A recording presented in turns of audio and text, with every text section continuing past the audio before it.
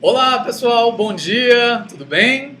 Vamos então começar essa primeira aula do curso de Direito Constitucional que eu vou fazer no meu blog. Lembrando que eu estou estudando, se Deus quiser, dia 6 de novembro acaba a obrigação do estudo aí com o resultado do concurso da Câmara, mas como não tem essa certeza ainda, é bom estudar para a prova da ANAC e para decidi que eu vou focar principalmente na matéria de direito constitucional, que é a que eu mais gosto particularmente, e para isso eu vou estudar o conteúdo completo da matéria. Então, vou começar hoje pela parte mais simples, pelo básico, teorias e classificações da Constituição, das constituições em gerais, e vou finalizar a aula falando sobre as características da nossa Constituição, da Constituição Federal de 1988. Espero que vocês gostem. Se vocês quiserem conversar comigo durante a aula, eu não estou conseguindo acessar o chat, porque senão vai ficar meio pesado aqui para a banda da minha internet. Então, se vocês quiserem mandar um e-mail aqui pelo concursoexpress@gmail, eu consigo ver aqui ou me adicionar no chat do Getal, que eu consigo falar com vocês, ou também por atualizações no Até Passar, que eu estou com o site aberto aqui. Se vocês publicarem alguma coisa no Até Passar sobre dúvidas, eu consigo ver e a gente vai conversando, beleza? Vamos começar então? Para iniciar a aula, vamos falar sobre o que é a Constituição. Qual o conceito básico de Constituição? Eu peguei o conceito do Zé Afonso da Silva porque ele é um conceito mais trabalhado, que vai trazer já algumas coisas, uns elementos importantes para entender o que é a Constituição. Então vamos lá. Para o José Afonso da Silva, no curso de Direito Constitucional, ele fala que a Constituição do Estado, considerada sua lei fundamental, seria então a organização dos seus elementos essenciais, ou seja, a organização dos elementos essenciais do Estado, um sistema de normas jurídicas que pode ser escrita ou costumeira, que regula a forma de Estado, a forma do seu governo, o modo de aquisição e exercício do poder, o estabelecimento de seus órgãos, os limites de sua ação, os direitos fundamentais do homem e as respectivas garantias. Então, olha só, nesse conceito do Zé Afonso da Silva, a gente já consegue extrair várias coisas. Primeiro, a gente já consegue extrair que a Constituição é a lei fundamental do ordenamento jurídico, vai estar no topo do ordenamento jurídico. Segunda coisa, que a Constituição tem matérias tipicamente constitucionais. Quais são as matérias tipicamente constitucional? Forma de Estado, forma de governo, organização do Estado, organização política e administrativa do Estado e os direitos e garantias fundamentais do homem. Então, essas são as matérias tipicamente constitucionais. Você viu que nesse conceito do Afonso da Silva a gente já conseguiu ter um embasamento legal. Só que existem algumas concepções de Constituição, interpretações do que é a Constituição real, do que é a Constituição verdadeira. Basicamente, tem três que são cobradas em concurso. São três concepções: sentido sociológico, sentido político e sentido jurídico. Como que eu posso dizer? Essas concepções são teorias de interpretação do que é realmente a Constituição em um Estado. Sentido sociológico. O que você precisa saber do sentido sociológico? Basicamente, primeira coisa, quem foi o teórico? Foi nosso amiguinho aí, Ferdinand Lassalle. Ferdinand Lassalle desenvolveu esse conceito, essa concepção sociológica da Constituição. Ele falava, nessa concepção sociológica, que a Constituição, na realidade, é a soma dos fatores reais do poder que regem no país. Eu coloquei em itálico aí, parece um pouco estranho, mas eu coloquei exatamente a frase. Ele falou que a Constituição de um determinado Estado é a soma dos fatores reais do poder que regem nesse país, nesse determinado Estado. Aí você vai me perguntar, então, por que eu coloquei essa frase? Porque, em geral, as questões trazem esses termos, soma dos fatores reais do poder. Mas você não vai querer só decorar, né? Você não está aqui para decoreba, eu também não estou. Você tem que entender o que são os fatores reais do poder que regem o país. é o equilíbrio entre as forças da sociedade.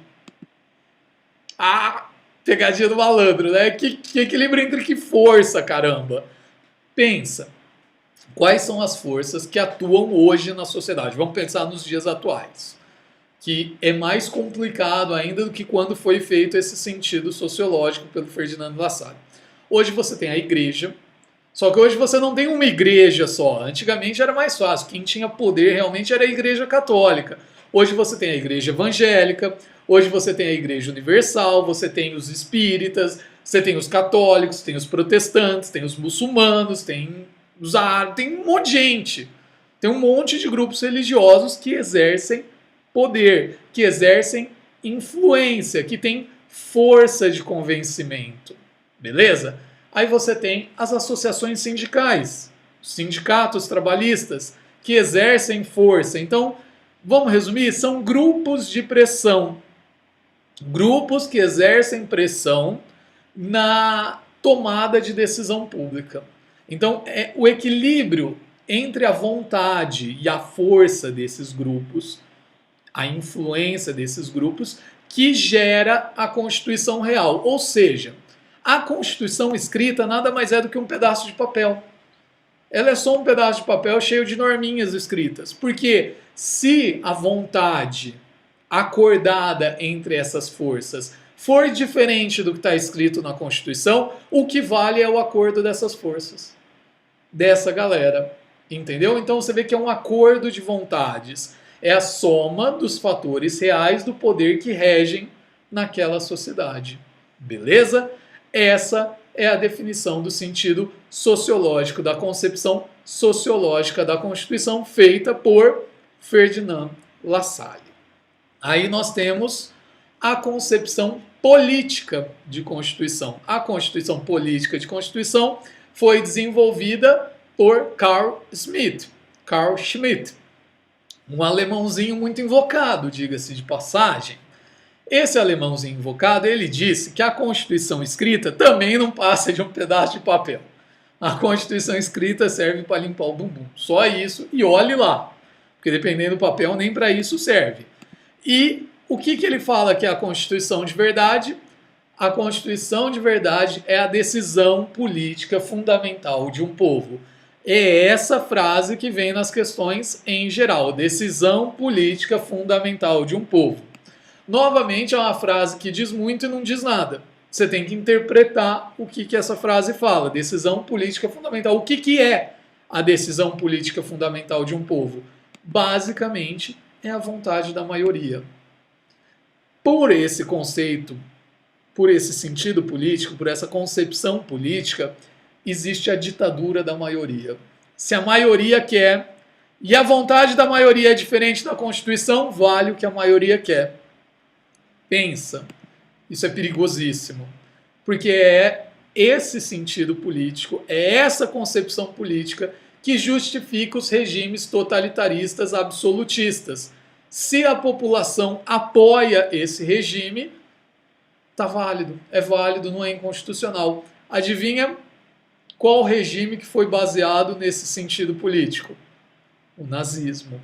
O nazismo foi referendado, a legalidade das ações que Hitler tomava, de acordo com esse sentido político, porque a Constituição não era o que estava escrito, é a vontade da maioria. E a vontade da maioria era fazer a purificação da raça. As ações que o Hitler tomava tinha, na época, infelizmente, o apoio da maioria do país. Queriam exterminar realmente os judeus. Beleza? Então, o conceito político é perigoso por causa disso. Porque a vontade da maioria nem sempre é o melhor. Por quê, galera? Por que mas Miguel, se é a maioria, não é, galera. Porque o que pode acontecer? Imagina que, sei lá, cai uma bomba, um atentado terrorista aqui no Brasil. E a população clama pela pena de morte. E daí? Pode ter pena de morte no Brasil? Não pode, porque você pensa, está no meio de uma comoção, de uma coisa estranha, né? Ninguém está pensando muito bem. Então, não justifica alterar a Constituição porque a maioria quer que altere naquele momento. Porque depois de um tempo, pode se arrepender dessa alteração, como hoje os alemães se arrependem. Entenderam? Por isso que essa concepção caiu por terra, e aí nós chegamos à concepção mais próxima da atualidade, o sentido jurídico. Nosso amiguinho, esse moço bonito com essa carequinha legal de óculos, que é o nosso querido amigo Hans Kelsen. Ele vem trazer o conceito jurídico que se desdobra em duas vertentes: a concepção jurídica de Constituição, da Constituição. Quais são as duas vertentes? A primeira vertente é o sentido lógico jurídico. Sentido lógico jurídico, eu já vou começar falando uma coisa interessante. É a norma hipotética fundamental. Bonita essa frase, né? Norma hipotética fundamental. Primeira coisa, Kelsen morreu antes de terminar o trabalho dele. Então ele não explicou o que é a norma hipotética fundamental na cabeça dele. Todos os conceitos do que é a norma hipotética fundamental que você vai achar são de doutrinadores. Não veio da cabeça do Kelsen. Olha que legal isso. Então são os doutrinadores interpretando o que o Kelsen quis dizer com norma hipotética fundamental. Só que essa frase, norma hipotética, costuma cair em prova. Ela está no plano das ideias. Digamos assim, o conceito mais aceitado pela doutrina, mais aceito pela doutrina, é que a norma hipotética fundamental é a validade da Constituição no ordenamento jurídico. É o pressuposto de fato de que a Constituição é a norma que encabeça o ordenamento jurídico de uma nação. Beleza? E nós temos a segunda vertente da concepção jurídica de Kelsen, que é o sentido jurídico positivo, que aí é a norma escrita positivada, a lei maior do Estado mesmo. É a lei propriamente dita, ela está no sentido jurídico positivo. Provavelmente você que está vendo já viu essa pirâmide. E agora você vai entender por que a norma hipotética fundamental é tão importante. Por que o Kelsen simplesmente não falou só o sentido jurídico positivo? Por que ele falou o sentido lógico jurídico também? Você já ouviu falar que um ato infraconstitucional ou uma lei infraconstitucional tira a validade no ato normativo superior a ele? Então, um ato administrativo tira a validade na lei. A lei tira a validade dela na Constituição. E a Constituição tira a validade dela onde? Então, vamos fazer a pirâmide do Kelsen aqui, ó. No topo da Constituição, leis infraconstitucionais e atos. Então, os atos tiram validades nas leis. As leis tiram validade na Constituição. E a Constituição tira validade... Não tem, né? Não tem nada acima da Constituição. Aí que entra o sentido lógico jurídico, que é um pressuposto de fato que colocou a Constituição nesse topo. Porque senão você ia ter uma coisa ad eternum, entendeu? Você ia ficar uma subindo, uma tirando validade da outra eternamente, sem chegar num topo. Concorda? Porque se não existisse, olha bem, se não existisse esse sentido lógico jurídico, nós poderíamos criar uma norma acima da Constituição, que a Constituição ia tirar a validade dela dessa norma. Bota norma suprema motherfucker. Pronto. Entenderam? Então é aí que entra a norma hipotética fundamental. É ela que é o pressuposto de validade da Constituição e é a Constituição que vai validar o resto do ordenamento jurídico, beleza? Estão entendendo até aqui? Se alguém tiver alguma dúvida é só me mandar, por favor, beleza? Continuando. Atualmente, qual que é o conceito de Constituição? Como que a Constituição é vista atualmente? Vou trazer novamente um conceito do Zé Afonso da Silva, porque ele consegue traduzir bem o que os outros autores às vezes enrolam um pouco. Ele fala que a Constituição atualmente é algo que tem como forma um complexo de normas escritas ou costumeiras. Como conteúdo constitucional, tem a conduta humana motivada pelas realizações sociais, econômicas, políticas e religiosas. como fim da Constituição, como objetivo constitucional, a realização dos valores que apontam para o existir da comunidade. E, finalmente, como causa criadora e recriadora, o poder que emana do povo. Então, o poder emana do povo. Nós vamos ver isso daqui sobre o poder que emana do povo na próxima aula de poder constituinte, falando sobre causa criadora e recriadora. Poder constituinte originário e poder constituinte derivado. Finalizamos aqui, então, conceito e concepção de Constituição. Nós vimos 3 concepções sociológicas, política e jurídica. São as 3 principais. Nós vemos como a Constituição é vista atualmente. E tem um diferencial importantíssimo. Kelsen falava que a Constituição era uma norma fechada. Era uma norma que em si bastava. Beleza? Hoje não. Hoje teve uma evolução desse conceito e a Constituição é considerada uma norma em sentido aberto. Mas por que em sentido aberto? Quer dizer que ela pode acompanhar as mudanças sociais ao longo do tempo. Ou seja, muda-se a interpretação do texto constitucional, muda-se a aplicação do texto constitucional de acordo com os valores sociais do tempo em que ela está vigendo. Isso garante uma efetividade maior da Constituição e uma aplicação maior da Constituição no universo jurídico. Pensa bem, o artigo 5º fala, não lembro qual inciso, que é proibida as penas cruéis e desumanas, né? É vedada a pena cruel e desumana. Mas o que é uma pena cruel e desumana? Na década de 50 era uma coisa. Há 150 anos atrás era outra completamente diferente. Há 200 anos atrás era outra.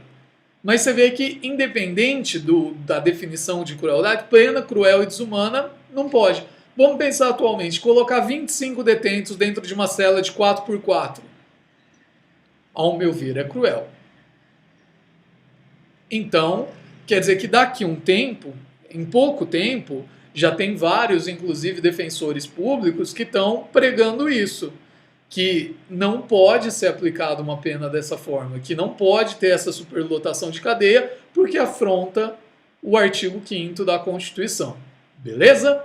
Sobre as classificações, então, nós temos várias óticas para classificar, várias linhas de classificação.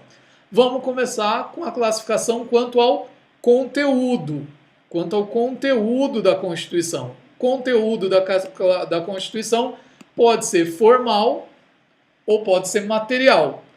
Quando eu falo classificação quanto ao conteúdo, é a mesma coisa que dizer classificação quanto ao que é constitucional. Qual norma é constitucional? Então tem duas. Tem uma que classifica que aquela norma é constitucional de acordo com a forma. Ou seja, de acordo com a forma que ela foi feita, o processo legislativo pelo qual ela passou. Então, se determinada norma passou pelo procedimento legislativo especialmente determinados para ela virar uma norma constitucional, independente do assunto que ela trata, independente da matéria que ela trata, ela vai ser considerada constitucional. Já as constituições materiais só vão ser consideradas normas constitucionais aquelas que falam sobre matérias tipicamente constitucionais. Nós falamos isso no começo da aula, as matérias, estado de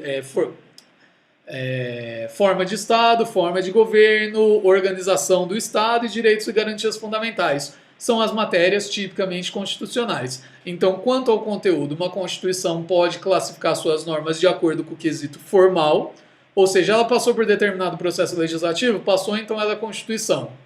Ou pelo aspecto material, fala sobre esse assunto, fala, então ela é Constituição independente do processo legislativo que ela tenha sofrido, beleza? Então nós temos, quanto ao conteúdo, classificação formal ou material.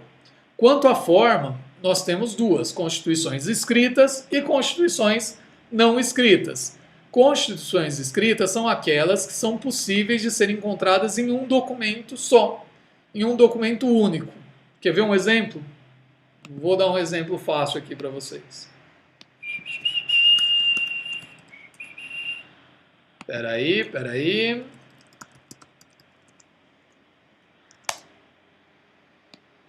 colocar aqui na tela para vocês, dá uma olhadinha aqui, ó. Estão vendo aqui a tela principal do Google, né? Constituição Federal.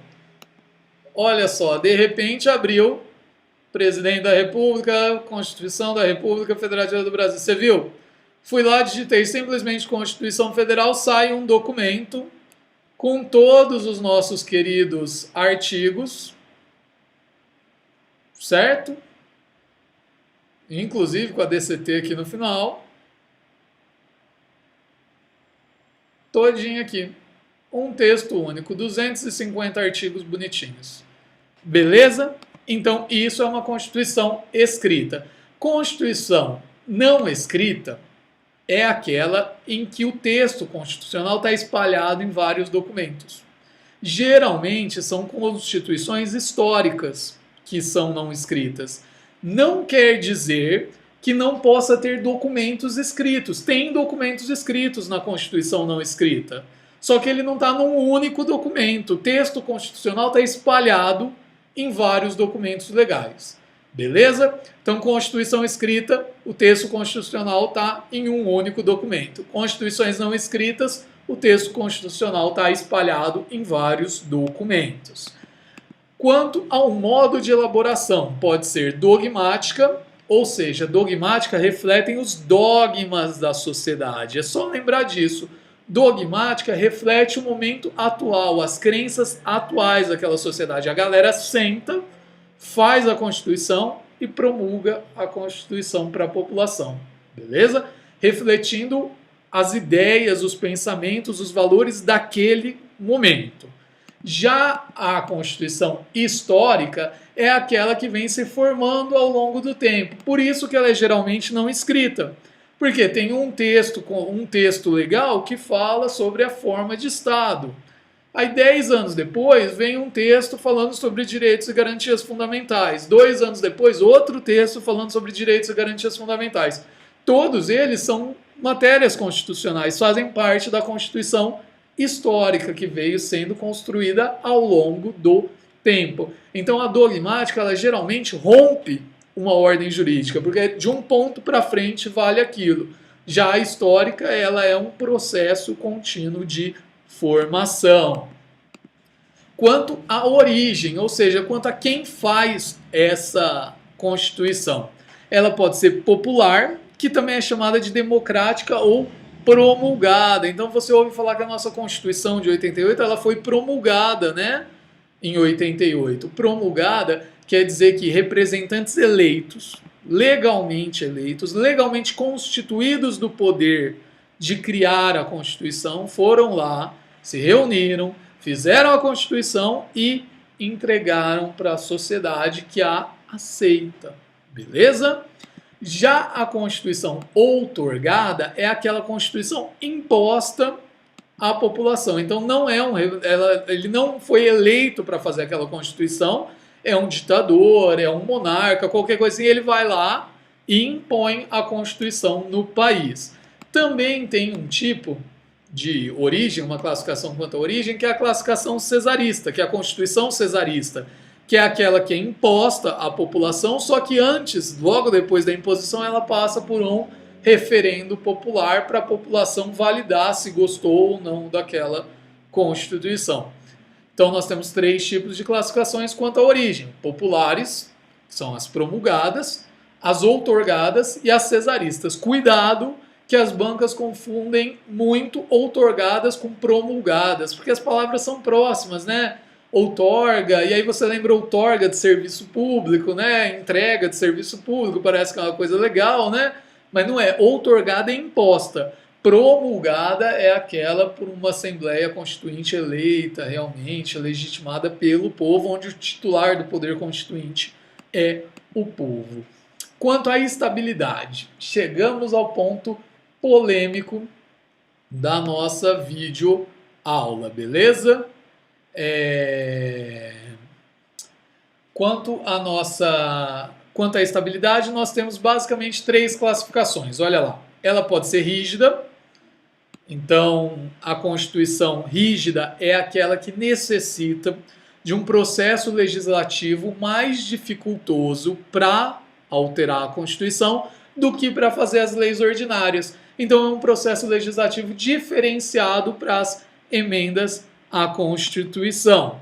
Nós temos as constituições flexíveis, que são aquelas que podem ser alteradas pelo mesmo procedimento, pelo mesmo processo legislativo de criar uma lei ordinária. E nós temos as constituições semi-rígidas ou semi-flexíveis. Geralmente, parte rígida, parte flexível. A parte rígida são as matérias tipicamente constitucionais. No Brasil, nós já tivemos uma Constituição, acho que já de 890, eu não lembro. Uma delas foi semi-rígida, que tinha uma norma que falava exatamente assim, tirando os artigos tais, que são matérias constitucionais, as outras são apenas leis constitucionais que podem ser alteradas pelo processo legislativo comum. Então, semi-rígida vai ter parte da Constituição rígida, que precisa de um procedimento especial, e parte da Constituição flexível, que necessita de um procedimento igual ao de leis ordinárias. Mas, olha só, tem um detalhe legal. Chega o nosso querido amigo Alexandre de Moraes e coloca uma quarta classificação e fala que a Constituição pode ser super rígida. E usa como exemplo a Constituição de 88 brasileira. Filha da mãe, né? E essa geralmente cai essa classificação em relação à rígida. Eles confundem a rígida com a super rígida. Então a rígida pode ser alterada por um procedimento especial, por um procedimento mais dificultoso. O Alexandre de Moraes fala na classificação superrígida que parte das normas realmente vai poder ser alterada, podem ser alteradas por um procedimento especial. Porém, parte das normas são imutáveis. E ele fala que na Constituição de 88 a parte imutável são as cláusulas pétreas do artigo 60, parágrafo 4. Pode isso, galera? O cara bebeu uma.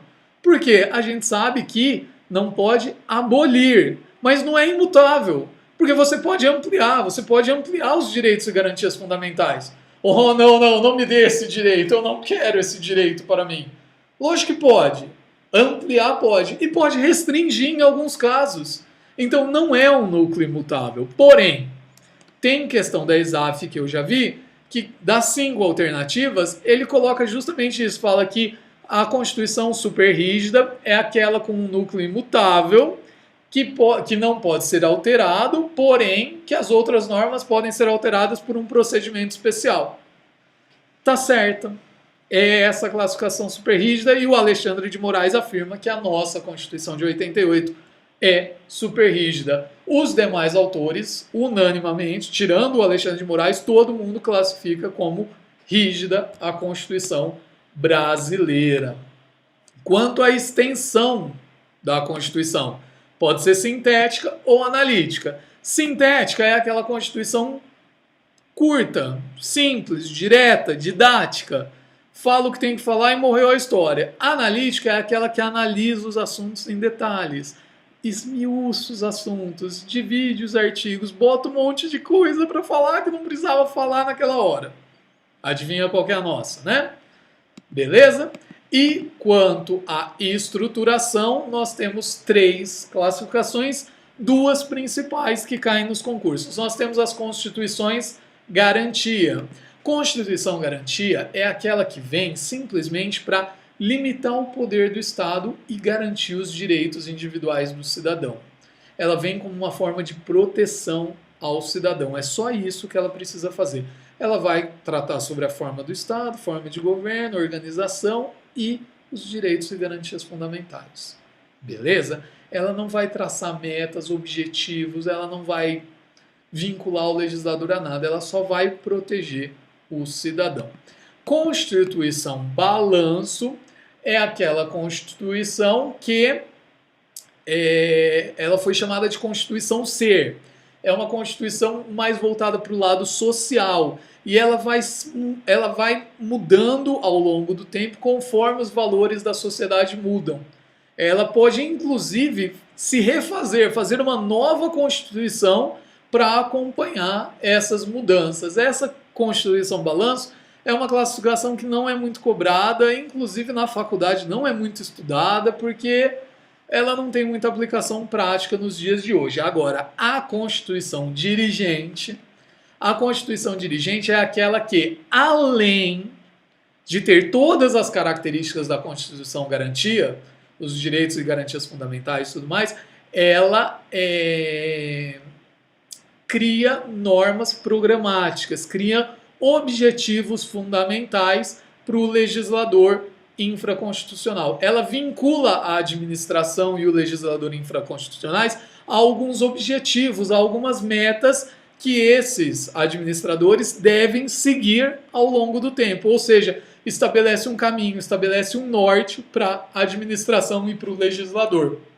Nossa Constituição é assim, com as normas de efeito programática. Nós vamos ver na classificação das normas essa classificação, normas de efeito programático, princípio institutivo, né? E você vai entender melhor o que é essa Constituição Dirigente. O que você precisa saber agora é que a Constituição Dirigente é aquela que cria metas e objetivos para a administração. Para encerrar a nossa aula, Constituição Federal de 88, quais são as características? Ela é formal e a forma que a norma precisa passar para entrar na Constituição, para fazer parte da Constituição, está lá no artigo 60.